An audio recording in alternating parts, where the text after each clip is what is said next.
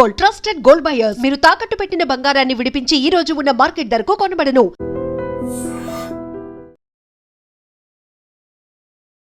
నమస్తే, welcome to I dream. నా పేరు వలి. జైల్లో వైష్ణవిని చంపినటువంటి భర్త హరిబాబు డ్రామాలు ప్లే చేస్తున్నట్టుగా సమాచారం వస్తోంది. జగిత్యాల సబ్ జైల్లో హరిబాబు ఉన్నాడు. హరిబాబు జైల్లో ఉన్నటువంటి అధికారులకు కూడా విసుగు తెప్పిస్తా ఉన్నాడు, చిరాకు తెప్పిస్తా ఉన్నాడు.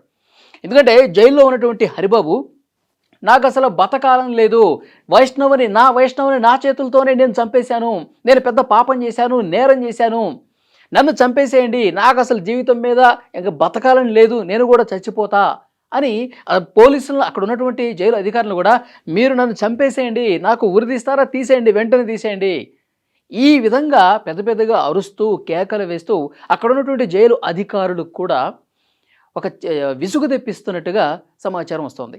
ఎందుకంటే ఆయన పశ్చాత్తాపం పడిపోతున్నాను, నేను అనవసరంగా ఏదో క్షణికావేశంలో, కోపంలో ఆ రోజు రాత్రి ఏం చేస్తున్నానో నాకు అర్థం కాకుండా నేను ఒక పిచ్చోళ్ళలాగా బిహేవ్ చేశాను, ఒక రాక్షసులాగా మారిపోయి ఆ టైంలో అసలు నాకే తెలియలేదు, అది క్షణికావేశంలో జరిగిపోయింది, నా వైష్ణవుని నేను చంపేశాను, నేను ఎంతగా ప్రేమించి పెళ్లి చేసుకున్నటువంటి నా వైష్ణవుని ఎవరో చెప్పిన మాటలు వినేసి నేను ఈ విధంగా చేశాను, నేను పెద్ద పాపం చేశానని చెప్పి, అంటే తాను చేసినటువంటి ఆ నేరాన్ని అది పెద్ద నేరంగా అక్కడ ఉన్నటువంటి అధికారులు కూడా చెప్తూ, నేను పెద్ద పాపం చేసేసాను, నాకు తగిన శాస్తి జరగాల్సిందే, నాకు ఉరేస్తారా, ఇప్పుడే వేసేయండి, నేను చచ్చిపోతాను, నేను అసలు బతకను, నా వైష్ణవ దగ్గరికి వెళ్ళిపోతానని చెప్పి ఈ విధంగా పెద్దగా అరుస్తూ మాట్లాడుతున్నట్టుగా తెలుస్తుంది. అంటే ఇక్కడ అక్కడ ఉన్నటువంటి పోలీసులు కావచ్చు, జైలు అధికారులకి మళ్ళీ డ్రామా ప్లే చేస్తూ ఉన్నాడని చెప్పి అర్థమవుతుంది. చేసిందంతా చేసి అభం శుభం తెలియనటువంటి ఒక అమాయకురాల్ని, గర్భంతో ఉన్నటువంటి తన భార్యని కత్తితో పొడిచి చంపాడంటేనే వీడు ఎంత సైకోగాడన్నది కూడా పోలీసులకు అర్థమవుతుంది. మళ్ళీ ఇప్పుడు తనని ఎంత దారుణంగా శిక్షిస్తారు, కోర్టులు ఏం చెప్తాయని చెప్పి ఆ భయంతో ఈ విధంగా నాటకాలు ఆడుతున్నాడని చెప్పి అక్కడ పోలీసులు భావిస్తున్నటువంటి పరిస్థితి ఉంది. సో నిన్న కూడా ఆయన జైలు నుంచి ఏదో తలనొప్పిగా ఉంది, డీహైడ్రేషన్కి గురైపోయి వాంతులు విరేచనాలు అవుతున్నాయని చెప్పి జగిత్యాల ఆసుపత్రికి తీసుకెళ్లారు. ఆసుపత్రికి తీసుకొచ్చినటువంటి సందర్భంలో కూడా అక్కడ కూడా పెద్ద డ్రామా ప్లే చేశాడు.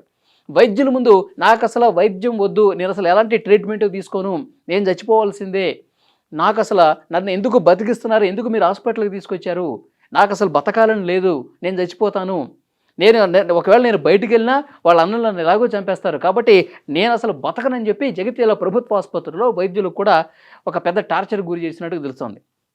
ఎప్పుడైతే హాస్పిటల్కి తీసుకొచ్చిన తర్వాత వైద్యులు ఆయనకి సెలైన్ ఎక్కించారు, ఏవో ఫ్లూయిడ్స్ ఎక్కిస్తారు కదా, అది ఎక్కించారు, అదే ట్యాబ్లెట్స్ వాడమని చెప్పి ట్యాబ్లెట్స్ కొని ఇచ్చారు.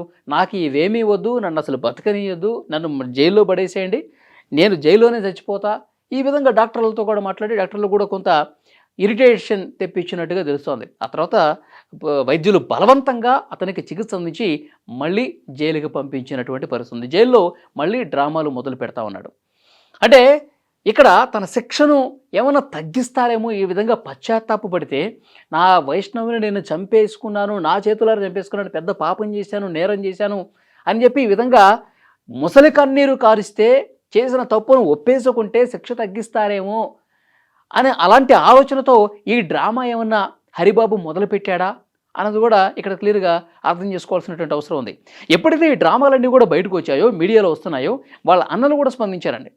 వైష్ణవి బ్రదర్స్ కూడా చెప్తున్నారు, వాడు ఆరోగ్యం బాగాలేదని చెప్పేసి అంటారు, కానీ వాడికి ఏమీ కాలేదు, వాడు చాలా బాగున్నాడు, వాడు జైల్లో హ్యాపీగా ఉన్నాడు అని ఆసుపత్రికి తీసుకొచ్చారు, కానీ మళ్ళీ వెంటనే జైలుకి తీసుకుపోయారంటే అర్థమవుతుంది వాడికి ఆరోగ్యానికి వచ్చినటువంటి ఇబ్బంది లేదు, వాడు జైల్లో కూడా మాట్లాడుతున్న మాటలన్నీ కూడా పెద్ద డ్రామా ప్లే చేస్తూ ఉన్నాడు, వాడు శిక్షను తప్పించుకోవటానికి ఈ విధంగా కబుర్లన్నీ మాటలన్నీ చెప్తా ఉన్నాడు, వాడి మాటలు ఏమీ నమ్మొద్దు, వాడు ఎప్పుడెప్పుడు బయటకు వస్తాడని చెప్పి మేము కాసుకొని కూర్చున్నాం, పోలీసులు ఎలాగూ వాడిని జైల్లో 3 పూటల, ఉదయము, మధ్యాహ్నము, సాయంత్రం 3 పూటల వాడికి తిండి పెట్టి మేపి నెలల పాటు వాడు జైల్లో ఉంటాడు, ఒకరోజు బెయిల్ మీద బయటకు వస్తాడు, బెయిల్ మీద బయటకు వచ్చిన తర్వాత మా నుంచి తప్పించుకోలేడు వాడి సంగతి మేము చెప్తాం, వాడు అసలు బయటకు వచ్చిన వెంటనే వాడిని మేమే చంపేస్తాం, లేదంటే పోలీసులు ఇప్పటికైనా వాడిని మాకు అప్పగించాలని చెప్పి వాడు బ్రదర్స్ మాట్లాడుతున్నారు. వైష్ణవికి 13 మందికి పైగా బ్రదర్స్ ఉన్నారు.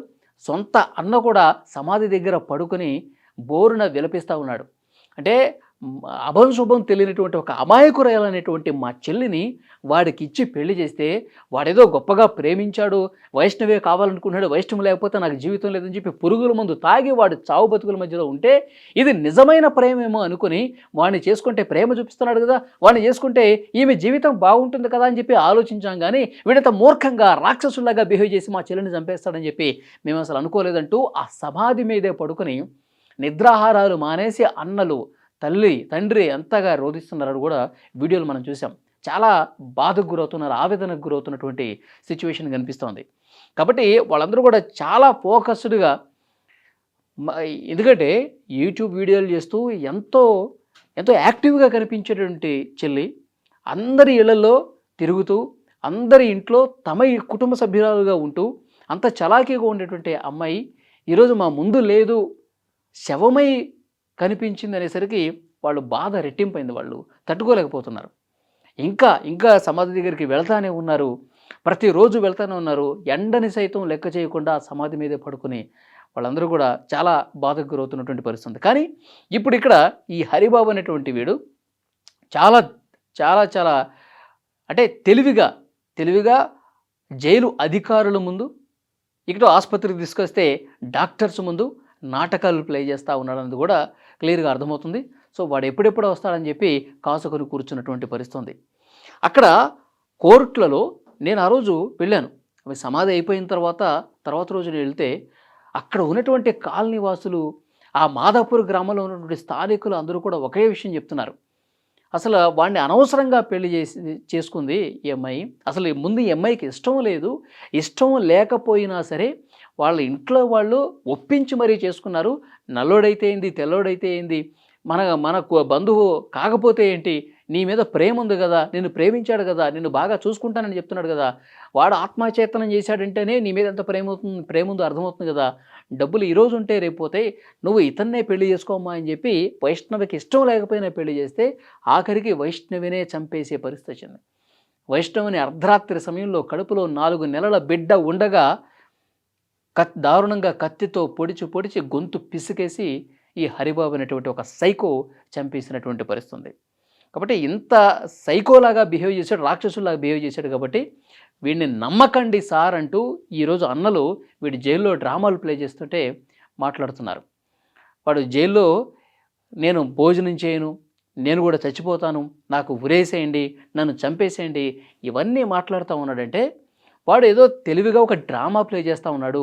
వాడి మీద సింపతి రావటం కోసం ఈ విధంగా డ్రామా ప్లే చేస్తూ ఉన్నాడని కూడా అక్కడ ఉన్నవాళ్ళు చెప్తున్నటువంటి పరిస్థితి. సో ఏది ఏమైనప్పటికీ కూడా కోర్టులోనే కాదు, తెలంగాణ రాష్ట్ర వ్యాప్తంగా కూడా పెద్ద ఎత్తున సంచలన కేసుగా ఇది నమోదైనటువంటి పరిస్థితి. ఎందుకంటే ఇళ్ళ రకం తెచ్చుకున్నటువంటి అల్లుడు తమ సొంత ఇంట్లోనే ఒక పక్క బెడ్రూమ్లో తల్లి తండ్రి ఉన్నటువంటి ఆ సమయంలోనే అర్ధరాత్రి సమయంలో మరో పక్క వీళ్ళ వైష్ణవితో ఉన్నటువంటి భర్త చాలా దుర్మార్గంగా కత్తితో పొడిచి చంపాడంటే ఇంకా ఎవరు కూడా జీర్ణించుకోలేకపోతున్నారు. ఇంకా కళ్ళ ముందు నుంచి పోవట్ల. ఇక వైష్ణవి మాదాపూర్ గ్రామంలో అక్కడే పుట్టింది, అక్కడే పెరిగింది, అక్కడే చదువుకుంది, అక్కడే వీడియోలు చేస్తూ స్థానికులకి సుపరిచితమైనటువంటి వైష్ణవిని ఇంకా వాళ్ళు మర్చిపోలేకపోతున్నారు.